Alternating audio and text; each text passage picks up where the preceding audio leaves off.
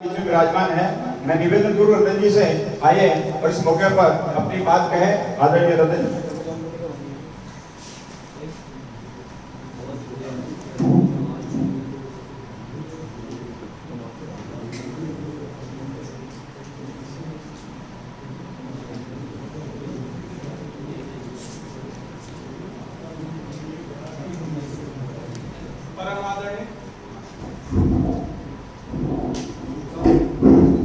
परम आदरणीय मंच एवं बुद्धिमान श्रोतागणों, मैं रतन गांगुली बांधवी से आपके समक्ष अपने विचार व्यक्त करूंगा।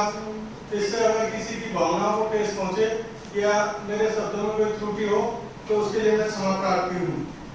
हो गई है पीर पर्वत सी पिघलनी चाहिए, हो गई है पीर पर्वत सी पिघलनी चाहिए, इस हिमालय से कोई गंगा निकलनी चाहिए। मेरे सीने में नहीं तो तेरे सीने में सही, हो कहीं भी आग नहीं, आग जलनी चाहिए, आग जलनी चाहिए। आज समाज में समझना हो तो सबसे अच्छा उदाहरण है भारतीय रेल। भारतीय रेल में जब एक तरफ लोग ठूंस कर भेड़ बकरियों की तरफ भरे हुए हैं तो दूसरी तरफ वातानुकूलित श्रेणी के अंदर लोग बड़ी आरामदायक यात्रा कर रहे हैं।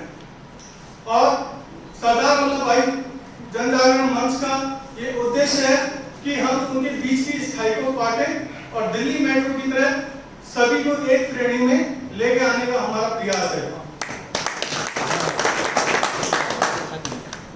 इसमें जो समाज में हाशिए पर जो व्यक्ति हैं वो अपने आप को उपेक्षित न समझे और जो शिखर पर है वो निरंकुश नहीं हो। इन सब के पीछे हमारा ये मोटिवेशन, ये लोगों को इकट्ठा करना, गैर राजनीतिक व्यक्तियों को इकट्ठा करना, इसके पीछे सबसे बड़ा उद्देश्य ये है कि जो आज सत्ता के शिखर पे हैं वो व्यक्ति आने वाले सालों में निरंकुश नहीं हो, वो समाज की मांगों को प्रमुखता से उठाएं। जो एक बार हमारे बीच से चुन के चले जाते हैं उसके बाद हमारी मांगों को सुनना बंद कर देते हैं, तो उनके ऊपर एक नियंत्रण होना चाहिए। एक समाज का इस तरीके का प्रेशर पॉलिटिक्स होनी चाहिए कि जो सत्ता के शिखर पे जो लोग हैं उन लोगों को भी ये लगना चाहिए कि हमारे समाज के जो पढ़े लिखे जागरूक लोग हैं वो अब जागरूक हो चुके हैं और जैसा हम चाहेंगे उस हिसाब से नहीं होगा। अगर ऐसा होगा तो ये लोग इसके बारे में हमें प्रूव करेंगे।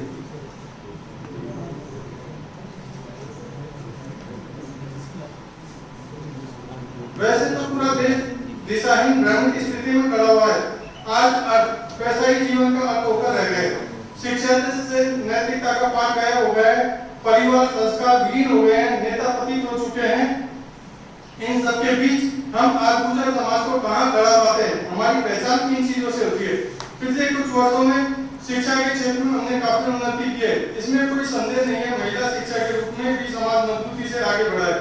सामाजिक कार्य में दान वगैरह के क्षेत्र में आज भी हम अन्य समाजों से बहुत आगे हैं। कुछ ईमानदार राजनीतिक अधिकारियों ने भी समाज का गौरव बढ़ाया है, फिर भी हमारी आत्मा हमें क्यों पछोड़ती है?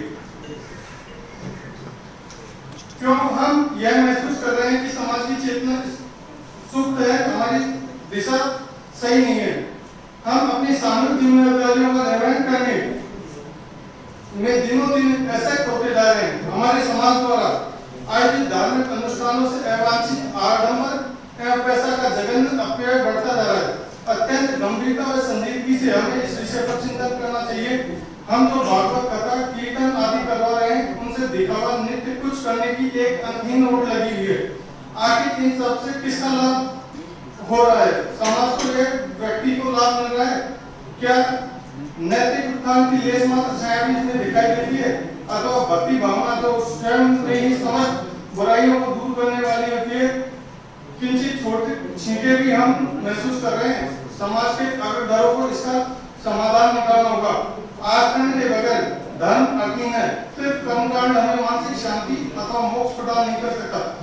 आज से 40-50 वर्ष पूर्व लोग दिवाला निकालते थे तो अत्यंत मजबूरी में ऐसी स्थिति में लोग लज्जा से या तो आत्महत्या कर लेते थे अथवा किसी को मुंह नहीं दिखाते थे। हालात ठीक होने पर लोग बकाया फिर से चुकाकर परम संतोष की प्राप्ति करते थे, परंतु आज लोग वापस योजनाबद्ध तरीके से यह काम कर रहे हैं। समाज में तत्कालिक चर्चा तो होती है परंतु दोषी को दंड कतई भय नहीं है। 5-10 वर्षों के अंदर वही व्यक्ति जिसने लोगों को जानबूझकर आर्थिक नुकसान पहुंचाया है, वो करोड़पति अरबपति बनकर संस्थानों से जुड़कर छोटा मोटा दान करके संस्थानों के अध्यक्ष पद की शोभा बढ़ा रहे हैं। लोगों की स्वार्थवश या चाटुकर्णी का हेतु उसकी जय जयकार करने में भी पीछे नहीं रहना चाहते। संयुक्त परिवार का ढांचा बिखर रहा है। जब मनुष्य स्वार्थी के भोगवादी हो जाता है तो वह स्वयं के बारे में सोचने लगता है। यहीं से परिवार की टूट प्रारंभ होती है। त्याग एवं आपसी सामंजस्य से यह समस्या सुलझाई जा सकती है। हम बहुत वर्षों से शादियों में आडंबर फिजूल खर्ची की चर्चा निंदा करते आ रहे हैं, परंतु फल कुछ नहीं मिला। अतिथि एक कहावत सिद्धांत यह कि मर्द बढ़ता गया जो दवा की। क्या विवाह जैसा पवित्र सामाजिक बंधन अब सिर्फ खेल अथवा पैसों की प्राप्ति खर्च का साधन मात्र रह गया है? सवाल है कि शादी के खर्च में से कितना खर्च सार्थक मदों पर होता है और कितना दिखावा और आडंबर इत्यादि पर हो रहा है। चिंतन होना चाहिए कि शादी में जो खर्च हम करते हैं उसका कुछ प्रतिशत समाज के गरीब लड़के लड़कियों की शादियों पर किया जाए।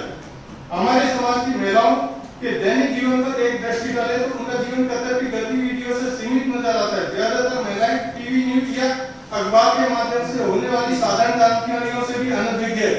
वैश्विक घटनाएं चाहे वे राजनीतिक हो, आर्थिक हो, सामाजिक हो, खेलकूद हो, सांस्कृतिक हो या शैक्षणिक हो, इन सबसे तो पूरी तरह अनजान है अथवा उदासीन है। बच्चों को आज आधुनिकता बढ़ रही है, इसलिए बच्चों में आरंभ से योगासन प्राणायाम आदतें डालनी होंगी। अगर हम अपने बच्चों को बचपन से ही ललित कला, संगीत, चित्रण आदि खेलकूद इत्यादि में विद्या में गंभीरता से जोड़ देते हैं तो इन क्षेत्रों में अपना करियर बना सकते हैं। साथ साथ परिवार एवं समाज का नाम भी रोशन कर सकते हैं। इन दोनों क्षेत्रों में असीम संभावना है। साधन यही पैसा को प्रधानता देना उचित है और उस पर सदुपयोग ज्यादा आवश्यक है। अगर हमने अपने नौकर चाकर कर्मचारियों भाई बंधु रिश्तेदार पड़ोसियों के बारे में सोचना बंद कर दिया तो क्षणिक भौतिक सुख तो प्राप्त होगा पर स्थायी आत्मिक शांति हमेशा दूर रहेगी। भेदभाव हमें विनाश की ओर ले जाएगा। यह शाश्वत सत्य है। जय हिंद, जय देवनारायण, जय गुजरात। बहुत बहुत धन्यवाद भाई रतन जी गांगुली का, आपने विस्तार से बड़ी अच्छी बातें बताई। आशा